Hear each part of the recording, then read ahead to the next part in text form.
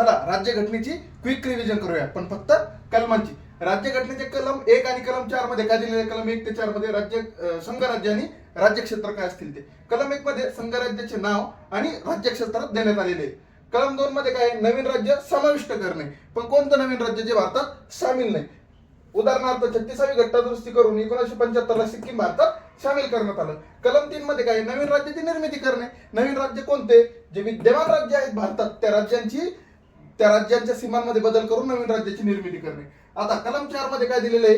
पहिली अनुसूची आणि चौथी अनुसूची यामध्ये बदल करणे. आता आपण बघूया पहिली अनुसूची कोणती आणि चौथी अनुसूची कोणती. पहिली अनुसूची काय आहे? राज्य आणि केंद्रशासित प्रदेशांचे नाव, हे कुठं देण्यात आलेले आहे? पहिल्या अनुसूचीमध्ये. त्यानंतर चौथ्या अनुसूचीमध्ये काय देण्यात आलेलं आहे?